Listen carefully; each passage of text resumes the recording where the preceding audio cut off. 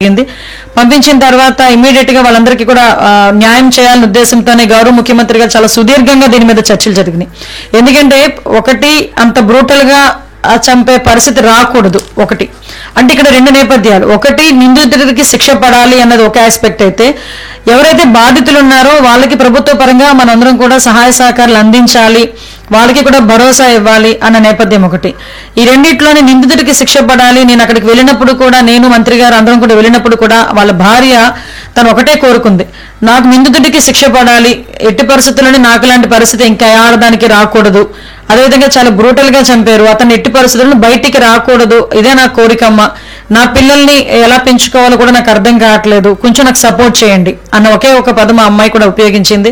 దాని నేపథ్యంలోనే ఇమీడియట్ గా దీని మీద చర్చించి, ఎవరైతే నిందితుడు ఉన్నాడో నిందితుడికి బెయిల్ రాకుండానే ఎట్టి పరిస్థితుల్లోనూ కూడా శిక్ష పడాలి. దీనికి ఏ రకంగా చేయాలి, పర్టికులర్ గా ఇప్పుడు ఫాస్ట్ ట్రాక్ కోర్ట్స్ ని దీనికి అప్పగించడం జరిగి, ఈ కేసును అప్పగించడంతో పాటు ఒక స్పెషల్ పీపీని కూడా ఏర్పాటు చేసి ఈ కేసును అతి త్వరితగతిన మనకు కన్విక్షన్ కు వచ్చేటట్టుగా చేయటానికి ప్రభుత్వ పరంగా అన్ని చర్యలు కూడా తీసుకోమని గౌరవ ముఖ్యమంత్రి గారు ఆదేశాలు ఇవ్వటం జరిగింది.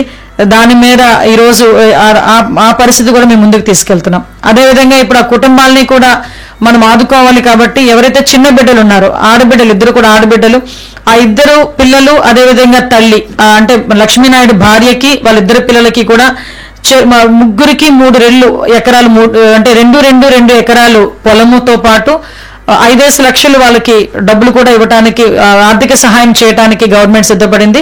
ఈ చిన్నపిల్లలు ఎవరైతే ఉన్నారో వాళ్ళిద్దరికీ కూడా ఫిక్స్డ్ డిపాజిట్ చేసి, వాళ్ళు పెద్ద అయిన తర్వాత ఆఫ్టర్ 18 years వాళ్ళు తీసుకునేటట్టుగా కూడా ఫిక్స్డ్ డిపాజిట్ చేయడానికి కూడా గవర్నమెంట్ సిద్ధపడి, ఆ ఇద్దరు పిల్లల తాలూకా చదువుకు మొత్తం కూడా గవర్నమెంట్ తీసుకునేటట్టుగా కూడా ఈ రోజు నిర్ణయం తీసుకోవడం జరిగింది. గౌరవ ముఖ్యమంత్రి గారు నిర్ణయం తీసుకోవడం జరిగింది.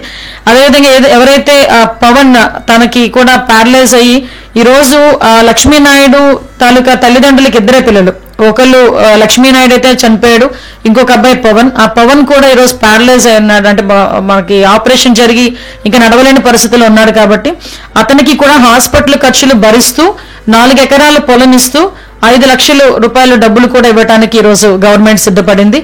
అదేవిధంగా ఇంకొక అబ్బాయి భార్గవ్ ఎవరైతే ఉన్నారో ఆ అబ్బాయికి లెగ్ ఫ్రాక్చర్ ఒకటి అయింది.